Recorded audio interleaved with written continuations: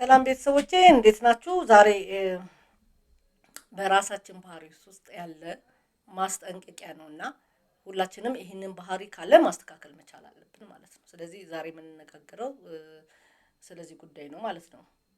ለምሳሌ ራሳችንን በጣም የምናብራራ ከሆነ እኔ እኮ ደግ ሰው ነኝ፣ እኔ እኮ ጥሩ ሰው ነኝ፣ እኔ እኮ የተማርኩ ነኝ፣ እኔ እኮ እንደዚህ ነኝ የምንል ከሆነ ፍርሃት አለብን ማለት ነው። ኮንፊደንስ የለንም ማለት ነው። ስለዚህ ራሳችንን መለስ ብለን ልናይ ይገባል ማለት ነው።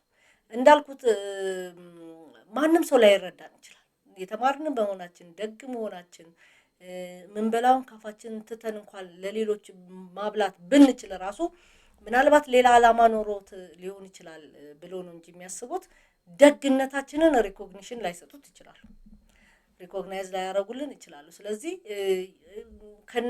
ራሳችንን በጣም ኤክስፕሌን አናድርገው ማለት ነው።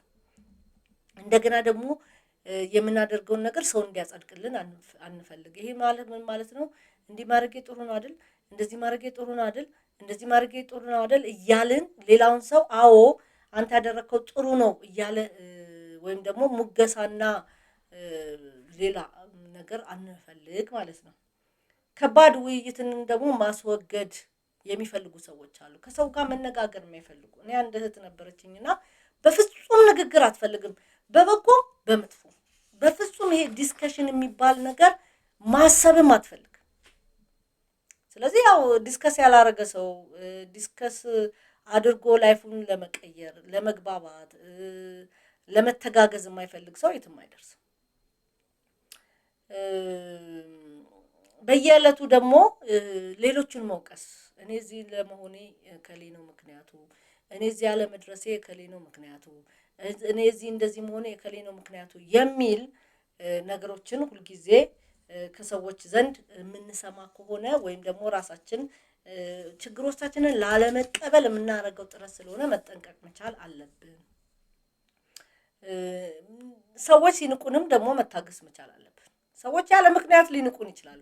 የራሳቸው ኢንፌሪዮሪቲ ኮምፕሌክስ የውስጣቸውን ያነሳሳና ሌላውን ሰው እንዲንቁ ሊያደርጋቸው ይችላል ማለት ነው። ስለዚህ መታገስ መቻል አለብን። ያው የሰዎች ደካማነትን አይተን ማንም ሰው ስላሞገሰን በጣም ደስ ብሎ እንደማንቆለል ሁሉ ማንም ሰው ስለናቀን ደግሞ የተናቀን ሰው ነን ብለን ልናስብ አይገባም ማለት ነው።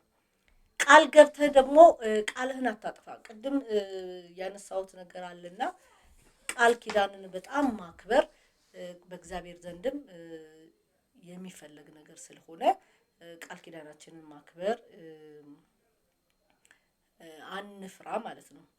ብቻችንን መሆን ደግሞ መፍራት መቻል የለብንም። አንድ ጊዜ የሚገርማችሁ አንድ ጓደኛዬ በጣም ብዙ አሁን ባለ ትዳርና የልጆች እናት ናት። ግን በሆነ ወቅት ስናወራ ለምንድን ነው እንደዚህ ነገር ያደረግሽው? ብዙ ጓደኞችን አሳልፋ ነው ትዳር ውስጥ የገባችው እና ምንድን ነው ያለችኝ? ብቸኝነቴን እፈራዋለሁ።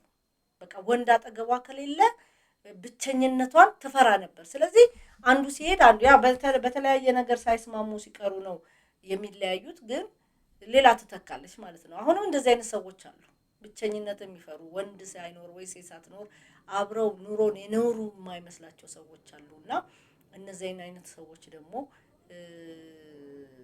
ከዚህ ነገር ውስጥ መውጣት መቻል አለባቸው።